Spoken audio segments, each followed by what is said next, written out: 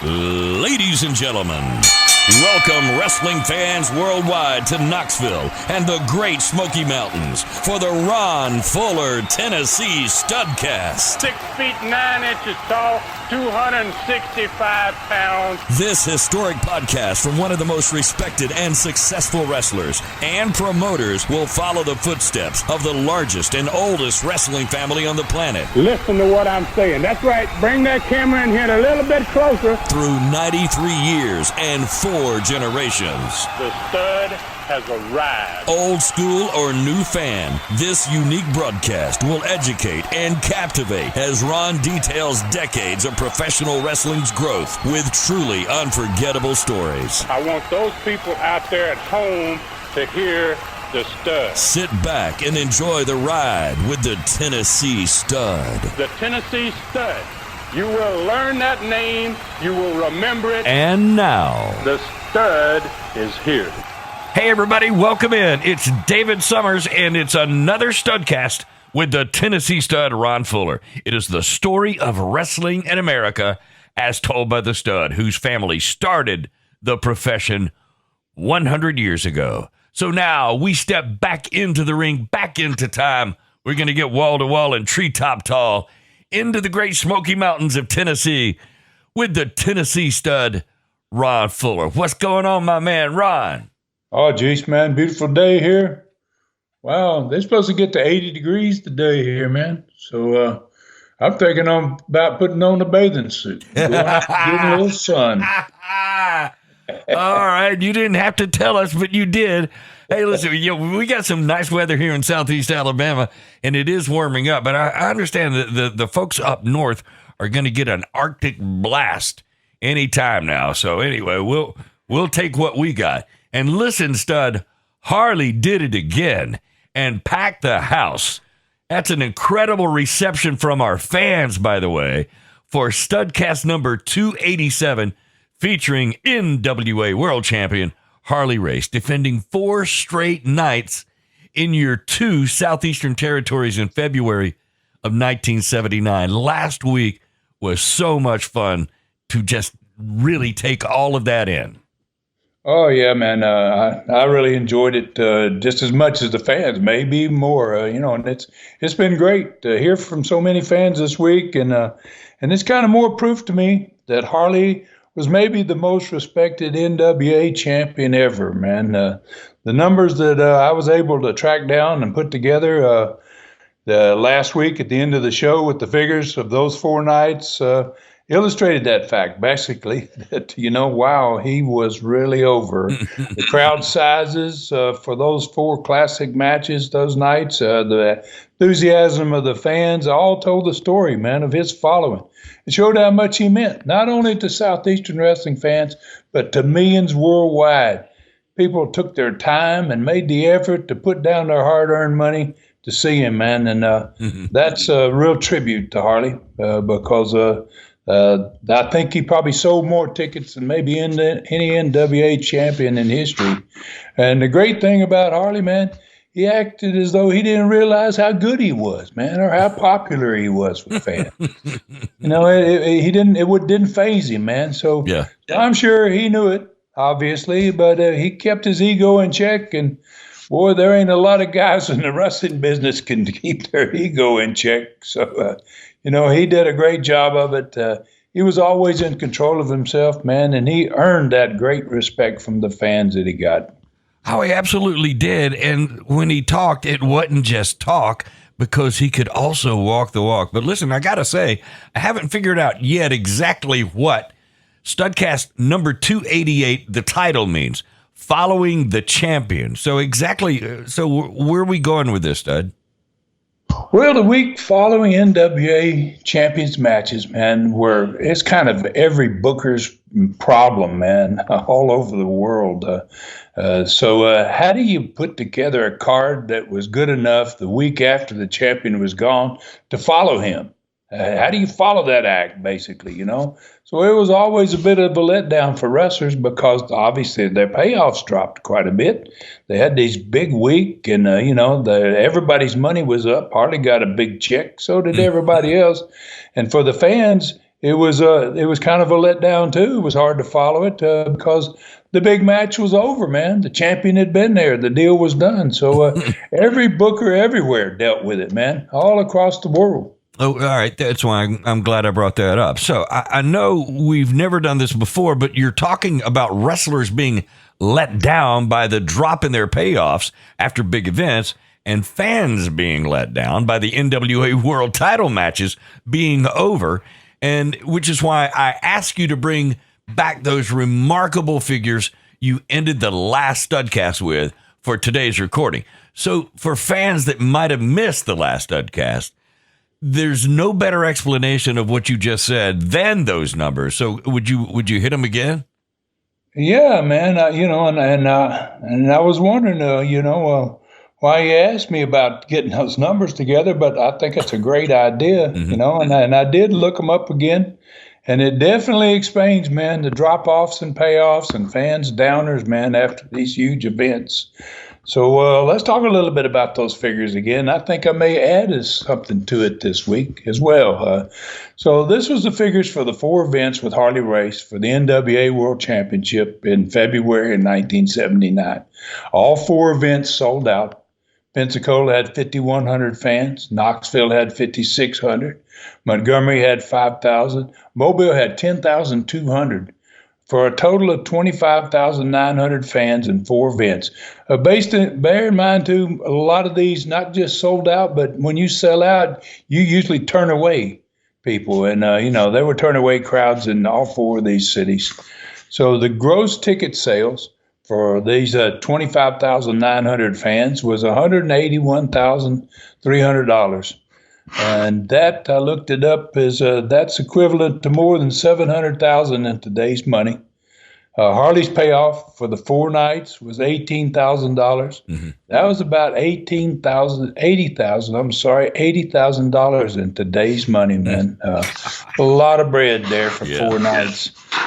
These figures, kind of also answer those fans that I've got fans that say, well, the WWE is the biggest numbers ever, Well, these figures answer those fans' question, that bragging about how big WWE is or ever was compared to the wrestling companies in the old days.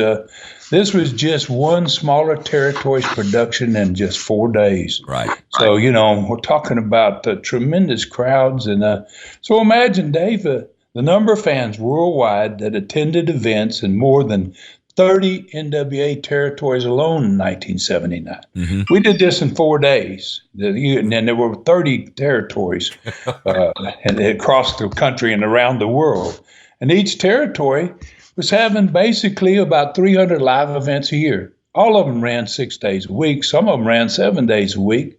So, you had a minimum of 300 live events during that year, each territory.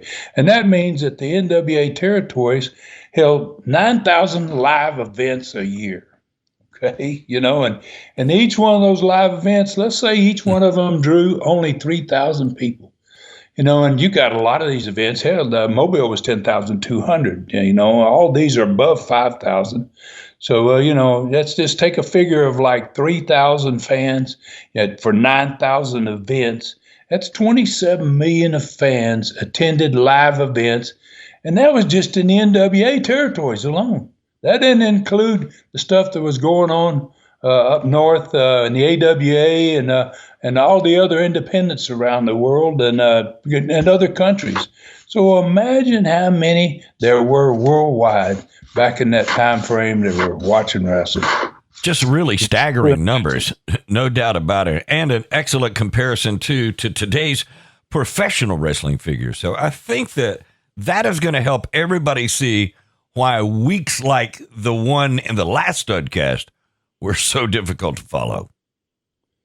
It also makes it easier, man, to see how difficult it was for a guy like Louis Tillett, who was the new booker down there in Southeastern Gulf Coast, trying to follow Harley Race, man. And besides Harley being gone, he was losing more talent that was still going to the Memphis territory.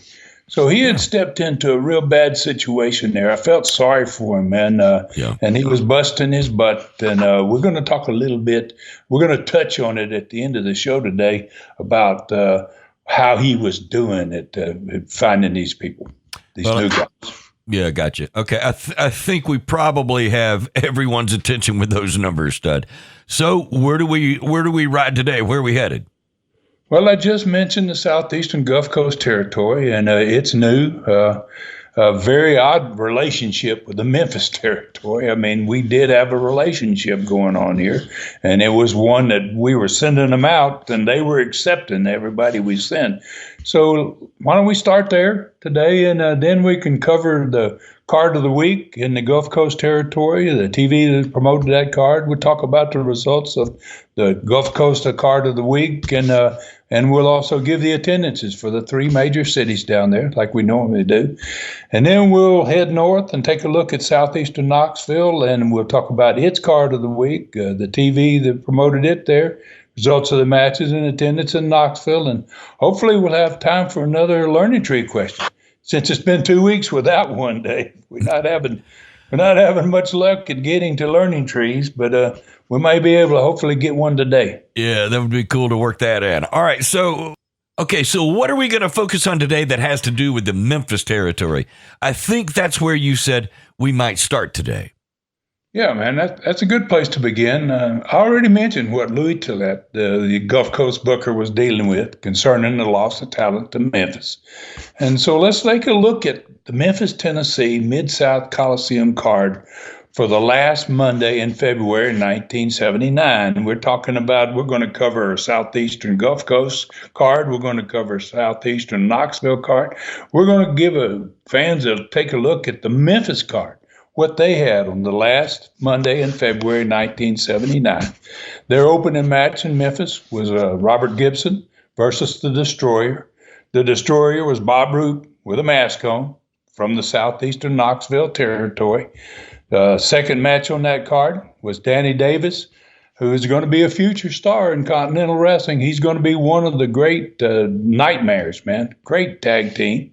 And Danny Davis was up against another wrestler from Knoxville, Mike Stallings.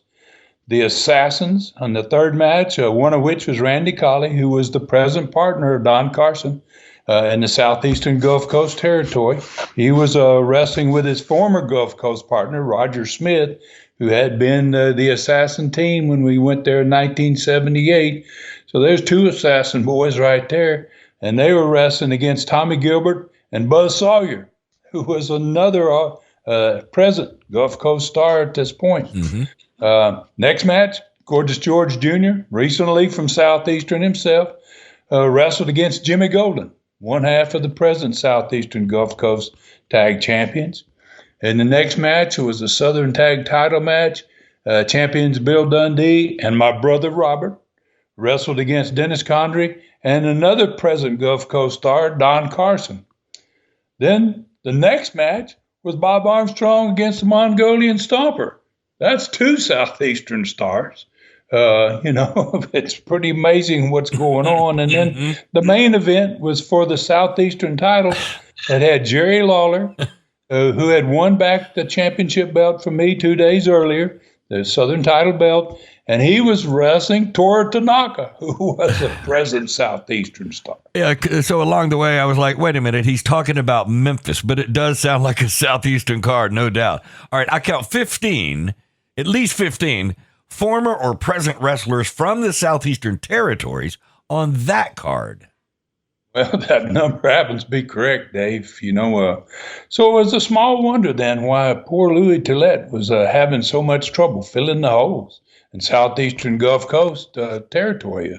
For the present top Gulf Coast wrestlers on this card that we're going to be talking about here in a second and down there in Mobile are going to be wrestling in the Memphis territory full time within the next 2 weeks after this card. So losing that much top talent that fast, that's hard for any booker anywhere in the world to replace that kind of movement and talent, especially right after a huge card with the NWA champion on it. Yeah, I can see why Louis Tillett was so concerned, definitely.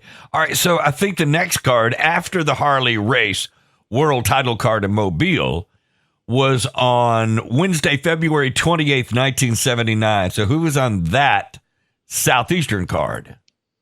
Well, it was still a very good card, man. And considering how decimated the card 2 weeks later that we're going to be getting to in the next couple of Studcast is compared to what we're going to talk about today. So still a very good card that they're getting on the last day of February in 1979 in Mobile. There was it featured some necessary business moves on that at that time because of a loss of talent. We were having to really change things, not only with trying to pick up new guys, but having to move people around that was in the management. So the first match was an example of how those business moves I just talked about were.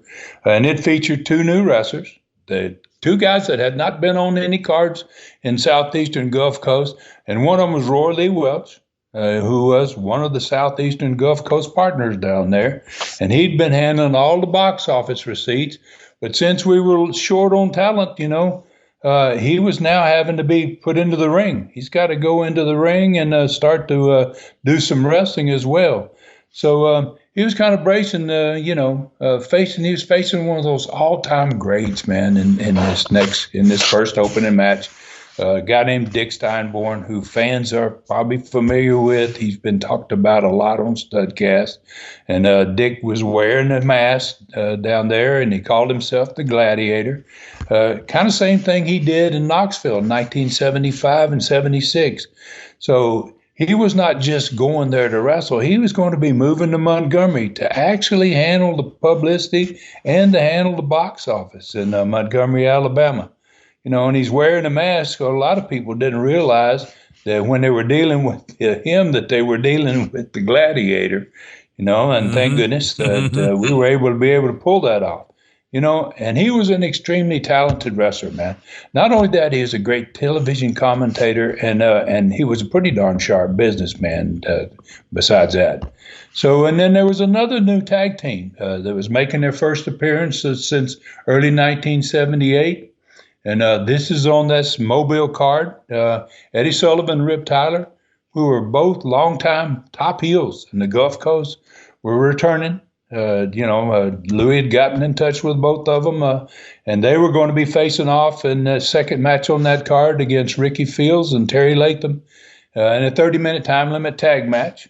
So Herb Calvert, who is making a big name for himself pretty quickly, was doing that double duty again, man. He was challenging the crowd to try and beat him for the $500, and then he was going to take on Gulf Coast star Leon Baxter, man, the wrestling pro. So he's got a pretty big night. Then the two big main events on that card, the Southeastern Tag Championship was on the line. A Texas Death Match, Jimmy Golden and Norvell Austin. They were defending their belts against the former champions, Don Carson and Assassin, managed by Billy Spears. And then the last match, the Southeastern Championship was at stake, and the loser of that match was going to have to leave the territory. And that was new champion, David Schultz, defending his belt against Tony Charles. Hey, yeah, and that card, by the way, nothing like the last card with Harley Race, but still a pretty good card. So what was the TV like that promoted, just set up that whole card? It was loaded with video. I think I said in the last Studcast how much video we were shooting, because we had these monster crowds. Every building was full, and you made great video. And besides that, it really made the company look good. So it was loaded with video, this TV, and it was shot the week before, all of it in different cities. Down there in the Southeastern Gulf Coast, we were in 3 different cities. So something was filmed in Pensacola, some stuff was shot in Montgomery, and some was shot in Mobile. So Golden and Norvell opened this TV show with Charlie at the set, and they watched their win over Don Carson and the Assassin on that Harley Race card from the Wednesday night, which was 3 days earlier before the TV. That was in Mobile. So this is one match that's been filmed from Mobile. And then they watched the match where Billy Spears, in the middle of this match, Billy Spears left his team. He was unhappy with how the match was going before the match was over and went to the dressing room. So Billy Spears brought his team to the ring. His team, Carson and Assassin, were in that first TV match. And then Charlie told me that Billy came to the set. And while his team is wrestling up there, they can't actually hear it, but he apologized to his team for leaving them in the video, because Golden and Austin had showed the video. Mm-hmm. So people had already seen the fact that he left the ring. And, he apologized and, for what had just happened. And he blamed his retreat, man, on having to use the bathroom at the worst possible time. What? And it caused his team to lose the match. That's what Charlie told me. Are you kidding? All right. Did he really use that as an excuse on TV? He certainly did, man. That's what he said. So first time I ever heard that one, man.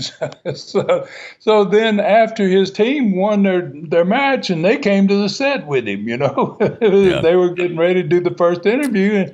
And Charlie said Billy told his team, he said the same story he had just told him. While he says, while you're in the ring, I just told him why, guys, I haven't told you here, but I had to go to the bathroom. So, Don Carson, man, he has always a pretty good sense of humor. So Don got very upset about it. And he said to Billy, Billy, if you have that problem again, he said, you should tell us before you leave. Before you left the room, he said, if you'll tell us before you go, he said, we'll both slap it out of you and you won't have to go back.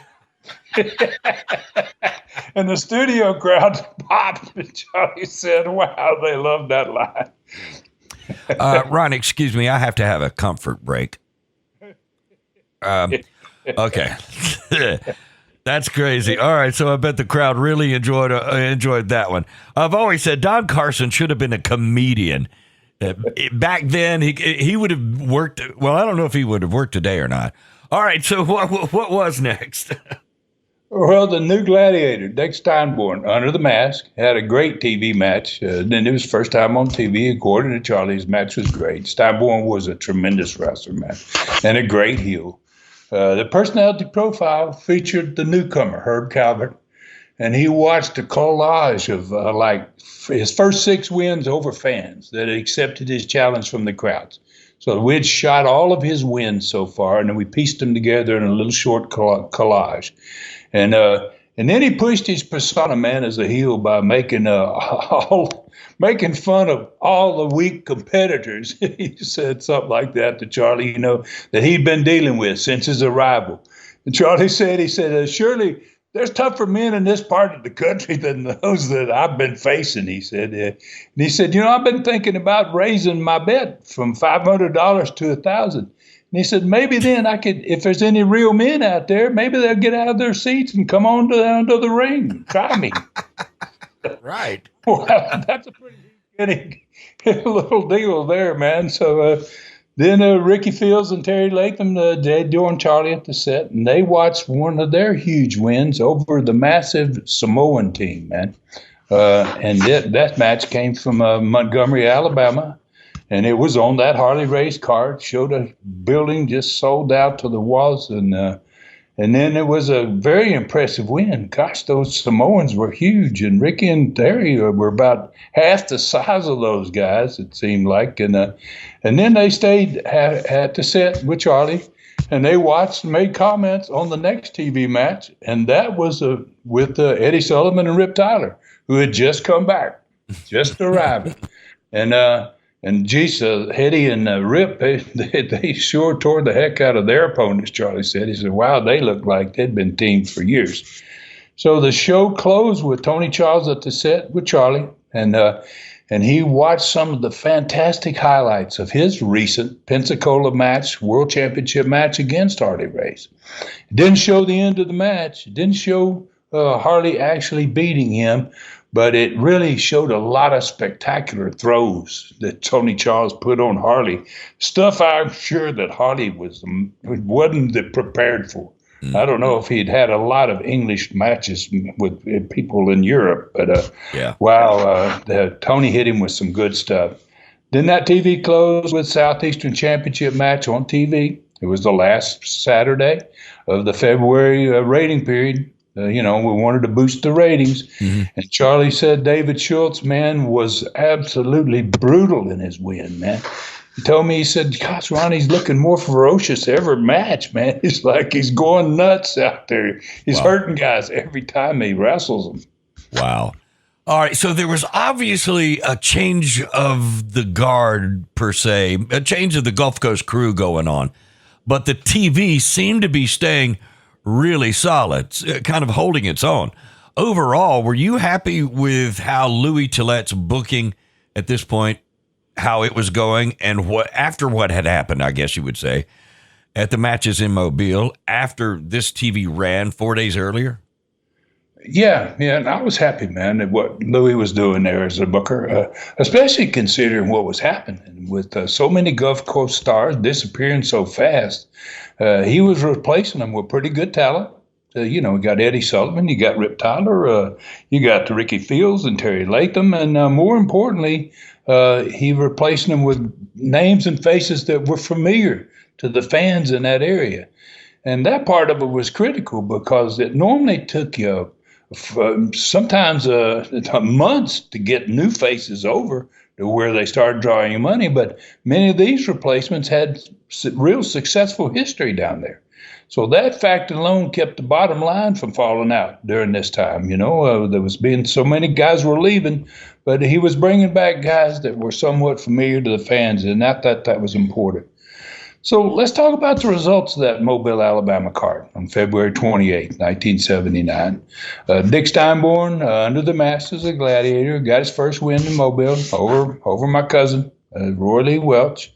And then all four of the next wrestlers were some of those familiar ones that I just referred to just a minute ago. Ricky Fields and Terry Latham wrestled to a really good 30-minute time limit draw with Rip Tyler and Eddie Sullivan, and fans didn't see a lot of draws in tag matches, and I heard that this was a great match, and they're going to be returning in the next week, but our time limit's going to be in store for the next one, so we're going to find out how long these guys are going to go, if they're going to have another time limit draw. Herb Calvert beat two more spectators from the audience. It's Mobile. It ain't just one coming. It's two sometimes. And I think this is the second week in a row that he beat two people out of the audience.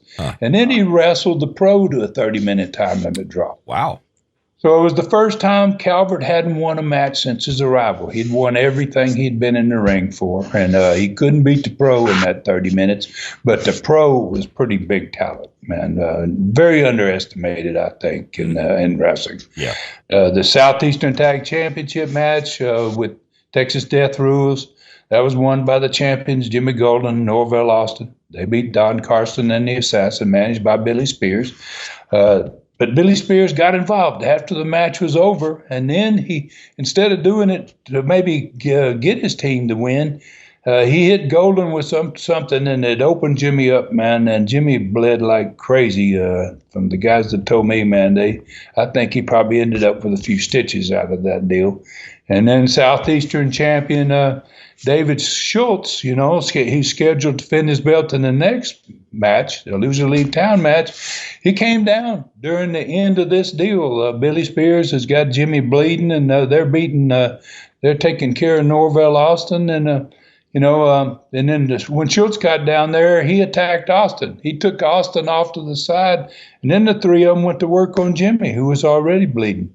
So Tony Charles standing back there, wasn't supposed to be match time, but he saw what was going on, and he came down to the ring, and wow, they had a wild fight at the end of that tag match, and that fight continued right on into the introduction of the Southeastern Championship match. Schultz is down there, so is Charles. So, why not go ahead and start that match? And so they rang the bell, and David Schultz won. With the help of Billy Spears, who was having a big night, man. He'd already popped Jimmy. Now he comes down and he pops Tony Charles, and and he got his comeuppance for it. He got himself into a riot, man. It's in Mobile, right? So he's been there twice. That's twice too many times. And, so the Tony Charles it ended Tony Charles' great run there. He had a tremendous run since we came in there in March of 1978, and Tony Charles, one of those guys, going to Memphis. And the very next week, he's going to be in the Memphis territory. I swear that's got to be in a song somewhere. I've been there twice, and that's twice too many times.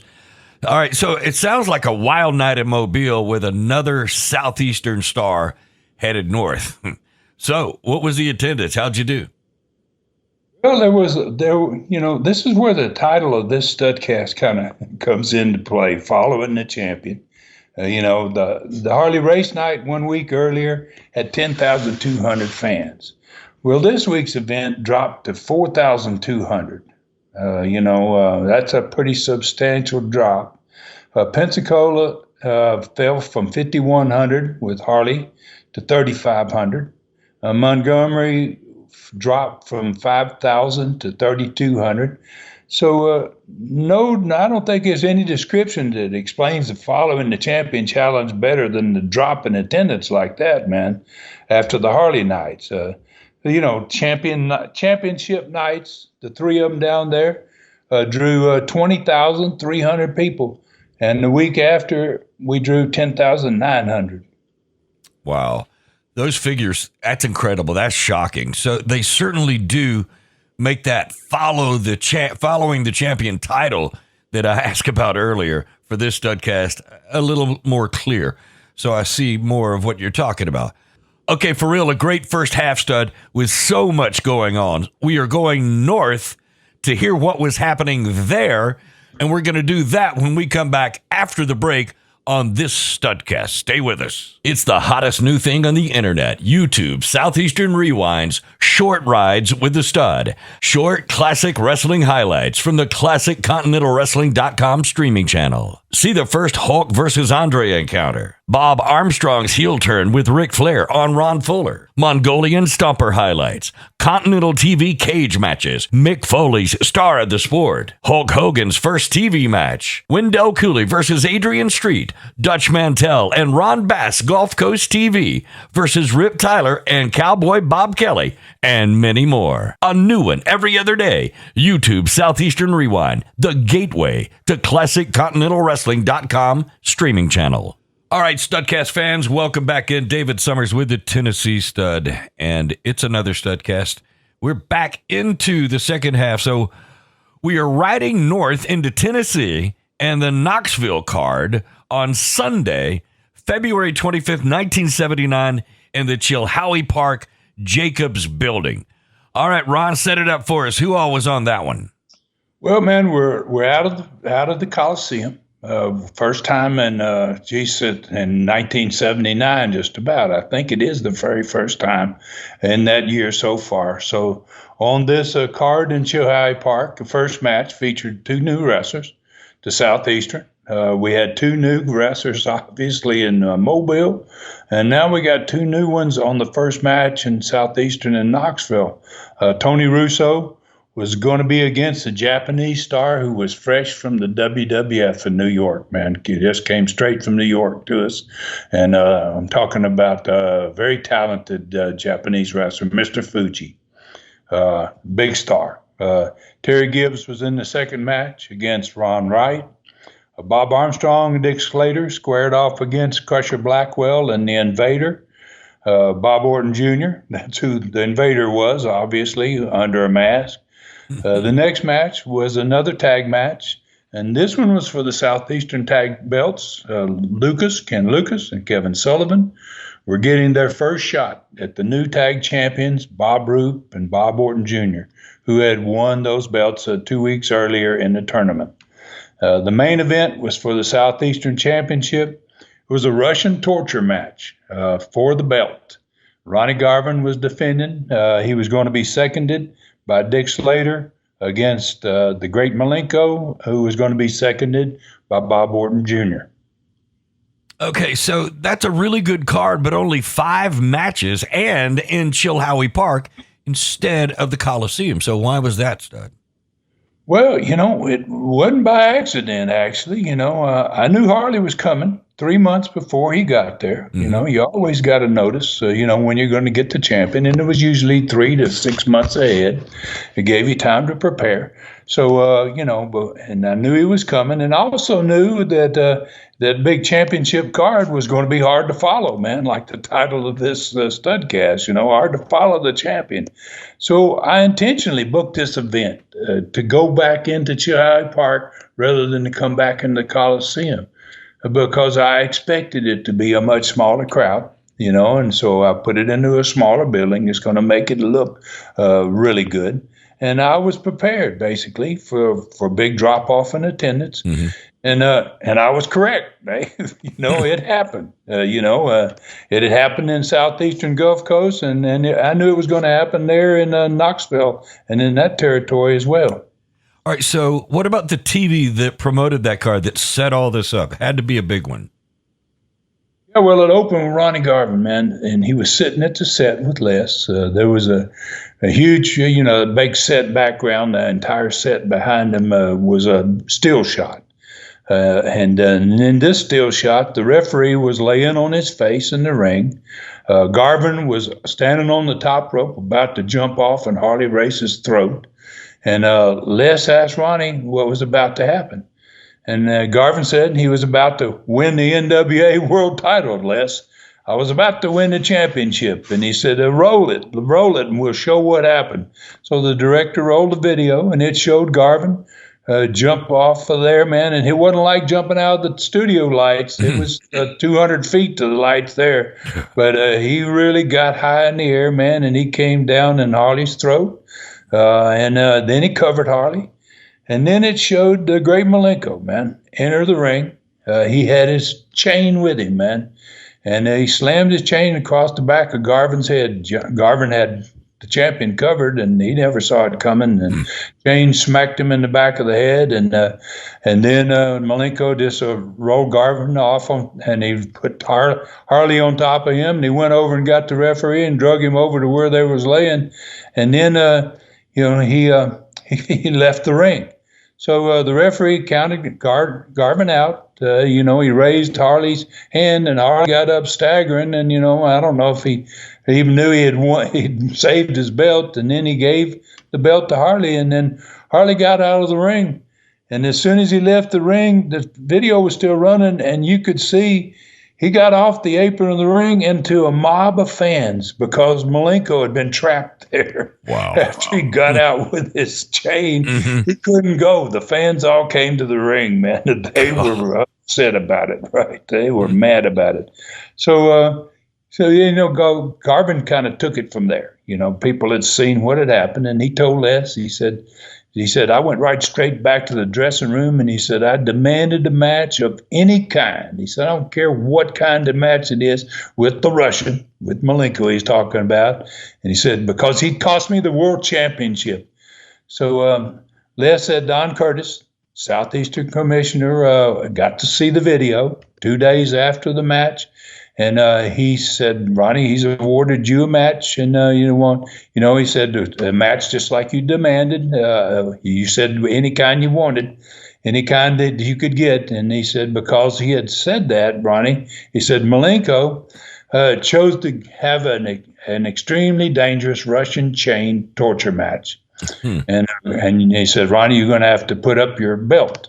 And the Garvin said, I don't care. What he had to do. I don't care what kind of match it was, and I still don't care. He said, all I want to do is get even, and I want to leave that Russian laying like he left me. And then he stormed off the set to a big round of applause from the studio audience. They loved Ronnie Garvin in that part of the country. Les finished the opening by saying the great Malenko was going to be on the personality profile in the show, later in the show, and he was going to explain to everybody exactly what a Russian torture match was. And then he threw it to the ring announcer, Phil Rainey. And so then the first body that came out for that TV match was the great Malenko. And well, as you can imagine, the studio went crazy, man. His heat, man, after costing Garvin the world title match, the Sunday before, boy, he was red hot. He really had some. He had heat before he cost Garvin the title. Now he was really hated. And then he added to it, man. He demolished. Instead of giving him an easy opponent, we put Charlie Cook in there, and he demolished Charlie Cook. Wow, it was terrible how bad he just really went after Cook. And then Ken Lucas, Kevin Sullivan got the studio back on track, man. They'd seen nothing but nasty stuff, and they got themselves another win, and they followed that by interviews with Bob Roop and Orton Jr. about their upcoming Southeastern tag title match. And then Malenko showed up on the profile, but he showed up with Bob Orton Jr., and he explained how the Russian torture match worked. And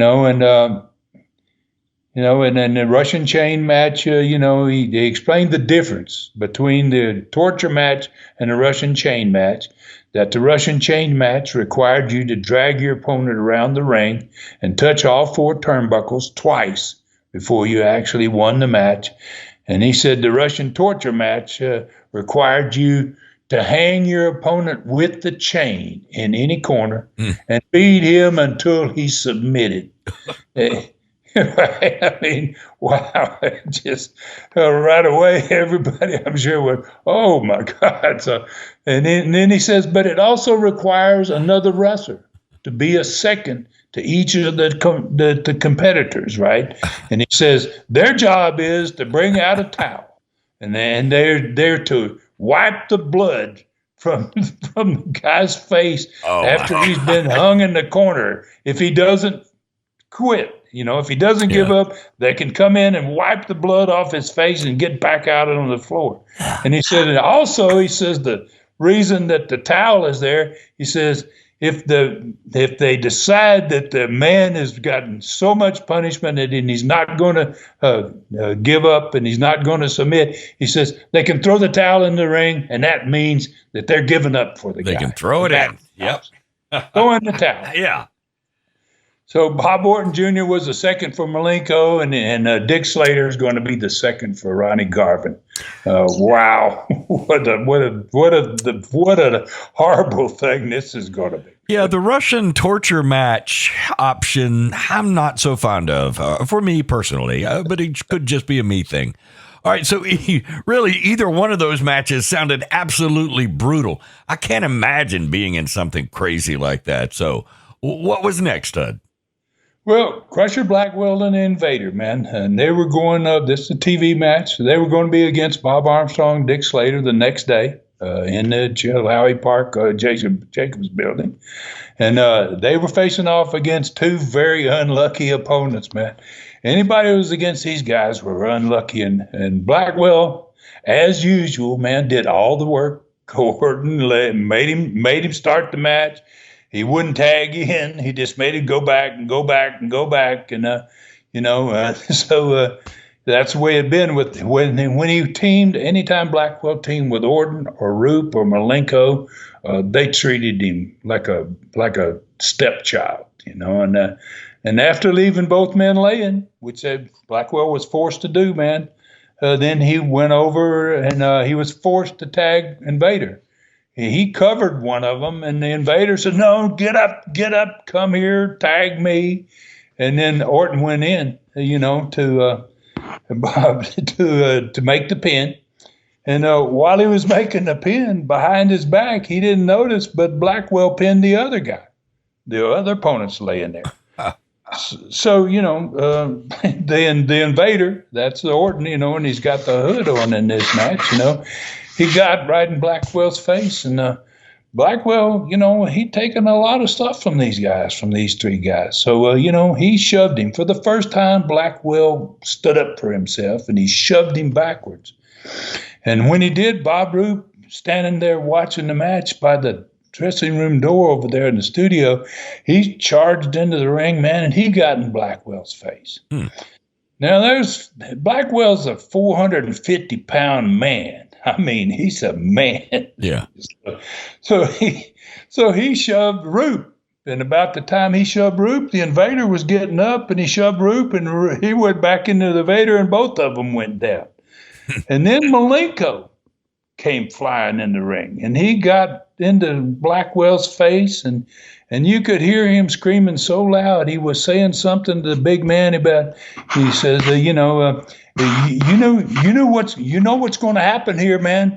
To somebody special, you better straighten up, right? And so Blackwell left the ring. They got three guys in there now. What's he going to do, right? So he left the ring, and all three of them jumped right out and following him, man. And they didn't see what happened in the dressing room, but there's a problem there, obviously. Yeah, what was going on here, Stud? So, I mean, it's been happening a lot, it seems like. So I'm beginning to start feel a little bit for Crusher. I don't know, is there a turn coming? But they're trying to outman this guy, but at 450 pounds, is that possible? I don't know. I'll tell you, man, all the fans, man, were beginning to wonder kind of what was going on. And Blackwell, man, since the day he had arrived, he was always doing more wrestling in the ring than these other three guys were. Carrying the load. Carrying the load, yeah. In more ways than one. He was actually a really good wrestler. That's what I was impressed with. This guy's really good, man. He wasn't meant to be with these guys. So, and he was amazing for his size. I tell you what, I saw him in one match one night, and I could not believe it. He was 450 pounds. I saw him stand flat-footed and drop kick a wrestler that was taller than 6 feet right in the face with both feet. God. 450 pounds. Wow. I was like, son of a gun, did he really do what I saw him do? Yeah, that's crazy. At 450 pounds, no doubt. And I remember seeing this guy wrestle, and he was not just a big man. He had some skills. He really did. Yeah. Oh, yeah. He was really good. He goes on to the AWA up there with Vern Gagne and Bockwinkel and all those guys. Yeah. He becomes a huge star, man, in the AWA. Yeah. He was a phenomenal, man. Fans loved what he could do in the ring, and they were starting basically on their own to turn him babyface. Even though he was associated with three heels since the day he got there, they say, what's the deal? So everybody's going kind of, what's the deal? So, and he's got a great story, man, and we're going to reveal that story soon, man. And it's when the story comes out of what's going on here, it's going to put tremendous heat on Roop, Orton, and Malenko. It sounds like it. All right, you guys were so far ahead of other territories with stuff like this. So I can't wait to hear how this is going to end. So what was happening on the last TV match? Well, man, who else you think was on there but Ronnie Garvin, man? And when Garvin came to the ring, he brought old crazy Dick Slater with him, man. It was going to be his second in this Russian torture match. It was coming up, the following Sunday. And so the next day, actually, So after Garvin dropped another knee off the top rope for another win, they both went to the set together, and they made interviews, and their interviews were great, man, and kind of set the stage, man, for this wild event that's going to take place the next day, in which you're going to be choked and tied into a turnbuckle with a chain and beat till you can't. Oh, wow, just crazy stuff, right? Yeah. I mean, only a Russian could come up with that. Yeah, that you're talking about that Russian torture match option. Okay. That's another awesome TV right there. So what about the results of the matches the very next day that you were referring to? Well, Mr. Fuji, man, he made what I knew was going to be a great impression. Wow. And he got his first win over a newcomer named Tony Russo. And he looked really, really good. Ron Wright beat Terry Gibbs. Crusher Blackwell and the Invader lost to Dick Slater and Bob Armstrong by countout.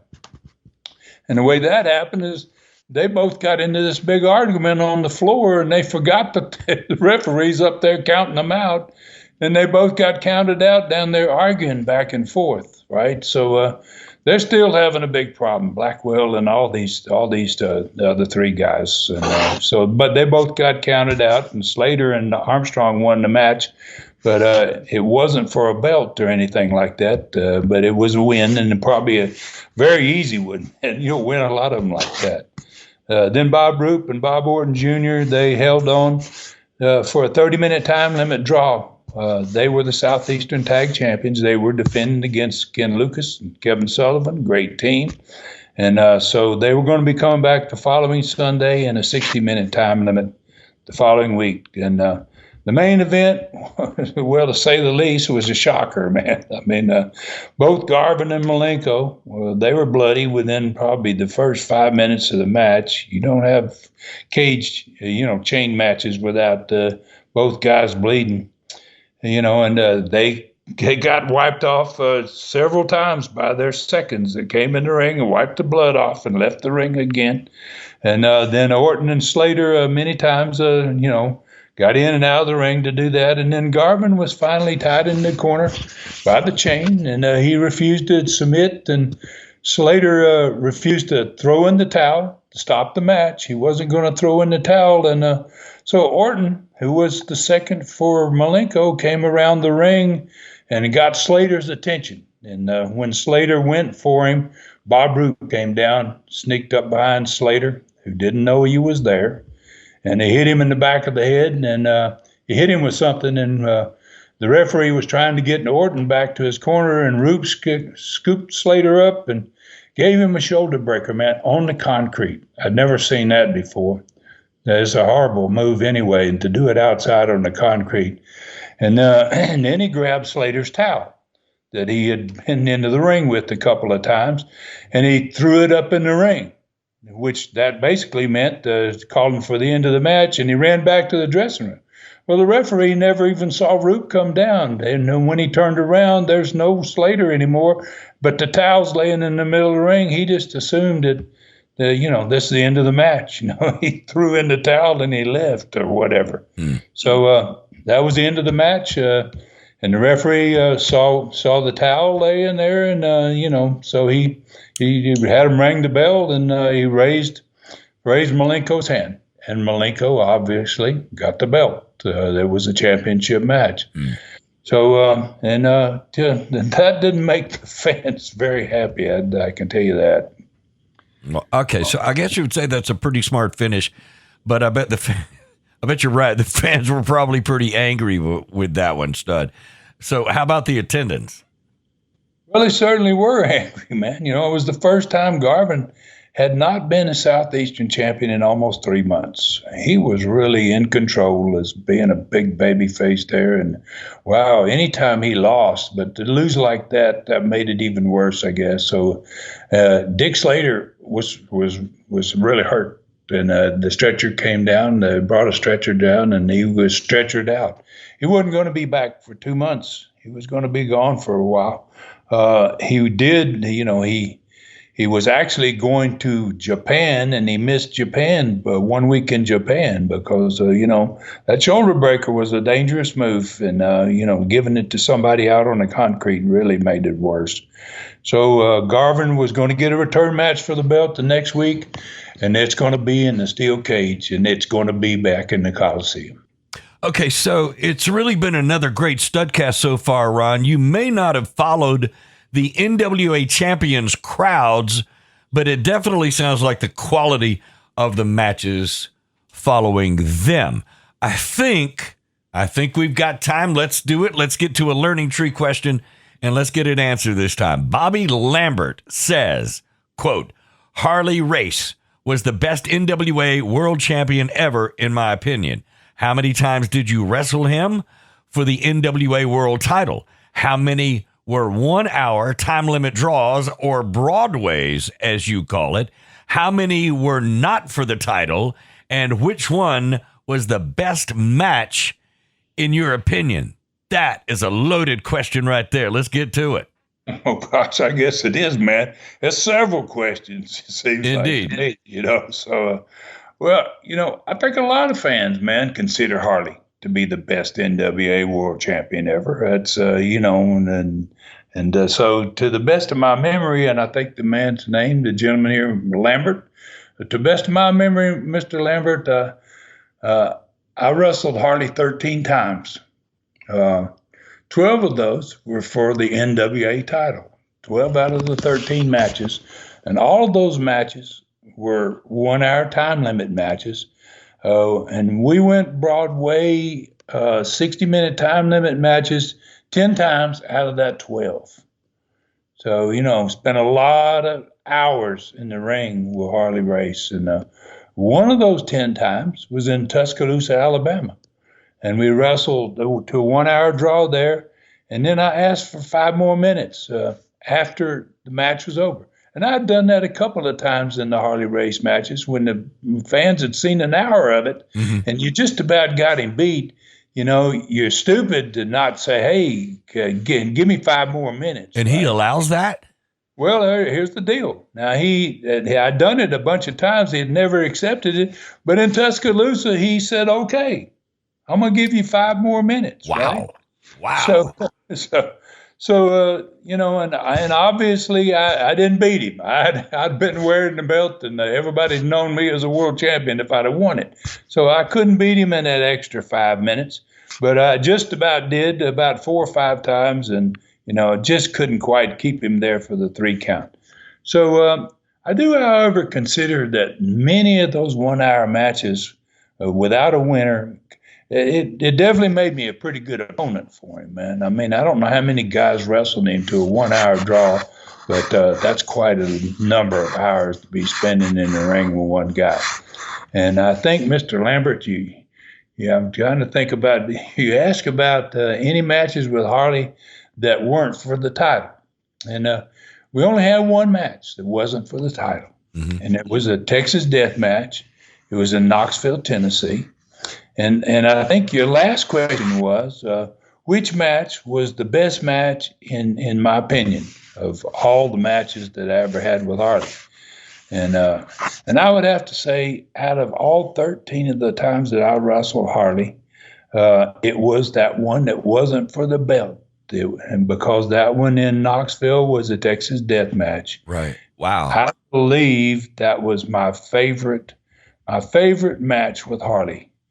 And the reason, I guess the big reason is because what happened on the end of that match, and he did something on the end of that match that I don't think ever happened before or after in the history of the sport.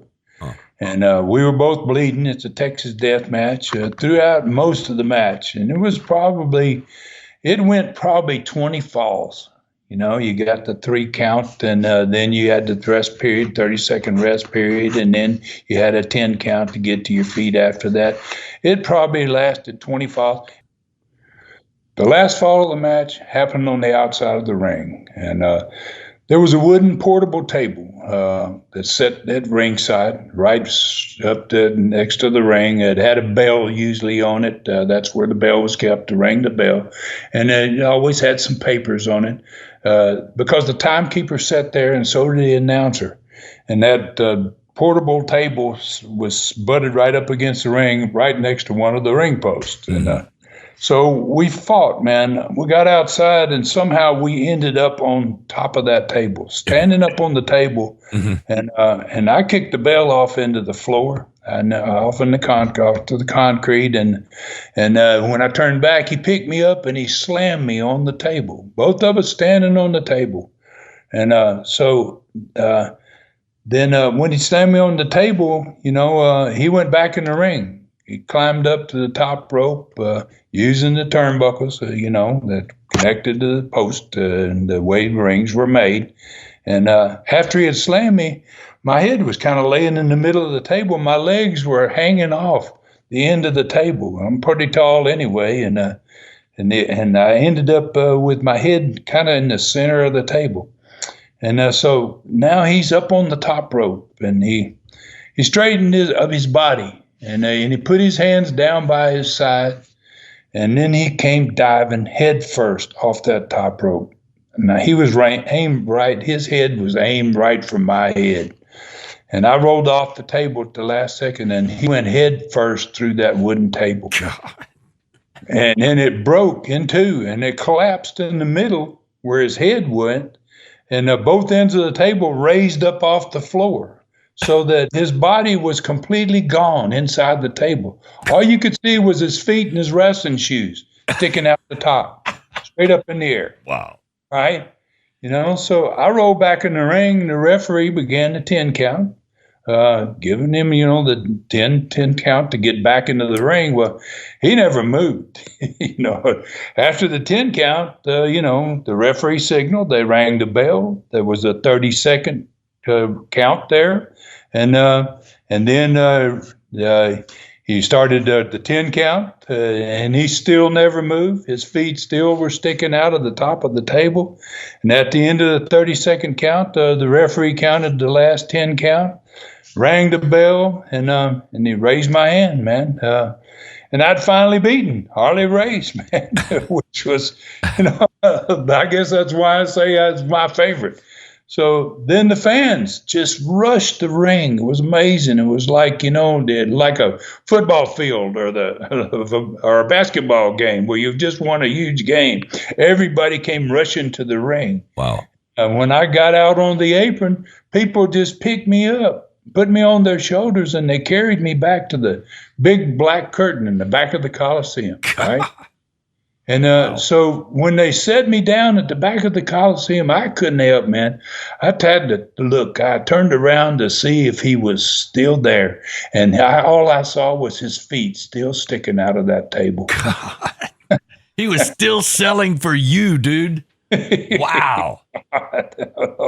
It was unreal. I'd never seen anything like it. Wow, it was pretty cool. Along the way, in the course of those, did you say 13 matches?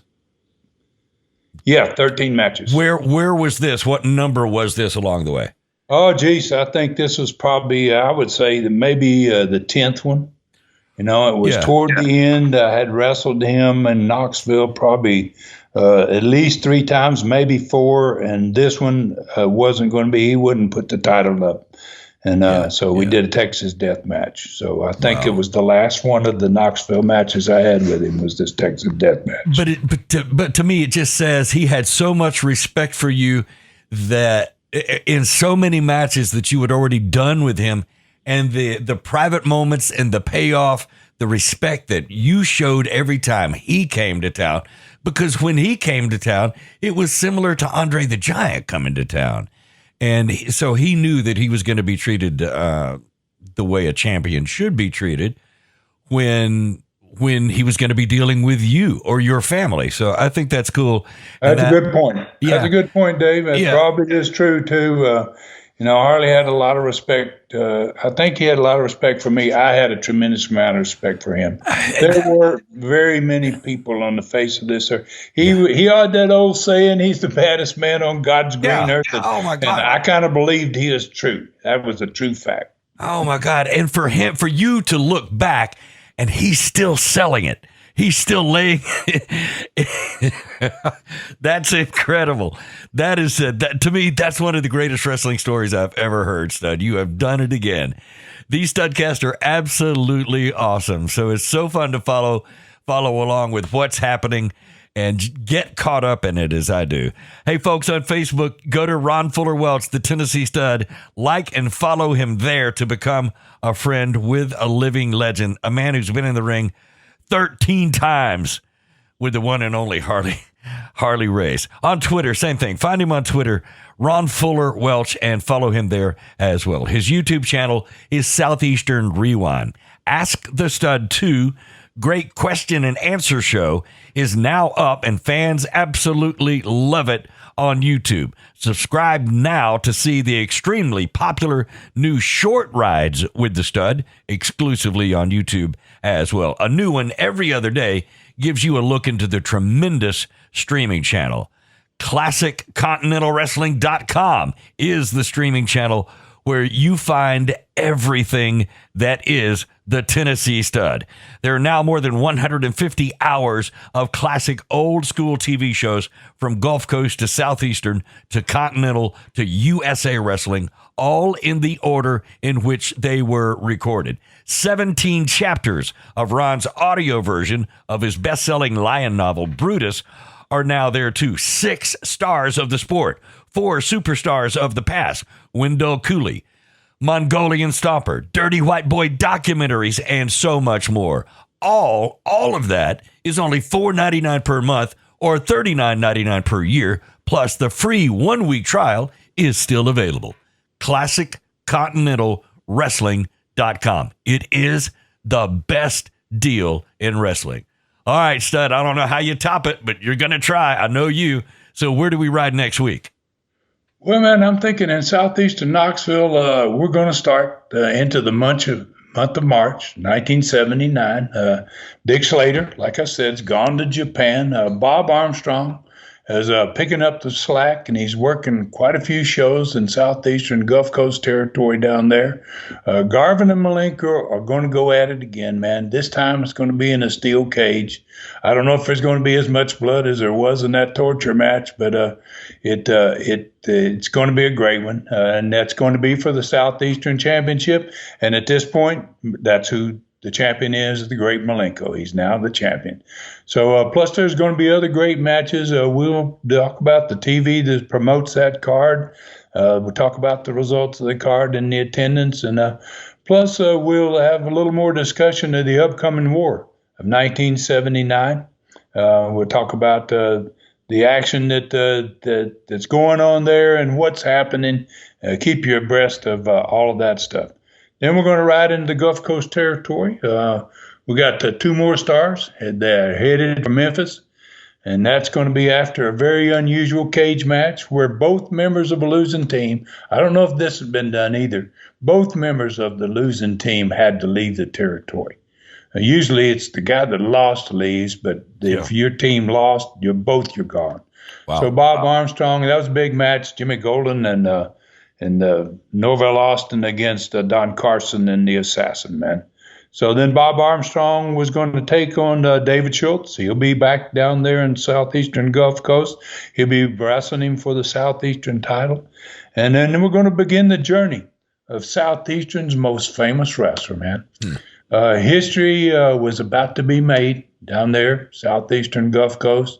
Booker Louis Tillett was making his first contact with a guy named Terry Bollea, the future Hulk Hogan. A young wrestler is going to become one of the biggest stars in the history of the sport. So we're going to begin that Hulk Hogan saga too. Wow. So hopefully, and then we'll get to another learning tree question after that, Dave. First time we ever heard of that dude named Hulk Hogan, Terry, whatever his name was at the time. I was watching Channel 4 TV, and it was your show, no doubt about it. These Studcasts are just getting better and better. It sounds like the next one, Stud, is pure wrestling history. Well, I want to thank everybody, as always, Dave, for finding us again. And we should be out there. Hopefully people know how to find us anymore, tnstud.com. And, you can go and watch it on YouTube at Southeastern Rewind. It's available, our podcast, on all the podcast outlets out there. So really thank you for finding us again. And please tell your friends and neighbors about us. Take care of yourselves and others, and may God bless us all. For Ron Fuller in the Great Smoky Mountains, I'm David Summers saying thank you for listening. Find me at davidsummersproductions@gmail.com. This Studcast is a David Summers production for Tennessee Stud, LLC. Thanks for joining us today for this historic Studcast. The true story continues next week. So full Nelson your friends and point them in our direction for another ride with the Tennessee Stud. 1, 2, 3. This is David Summers saying so long from the Great Smoky Mountains.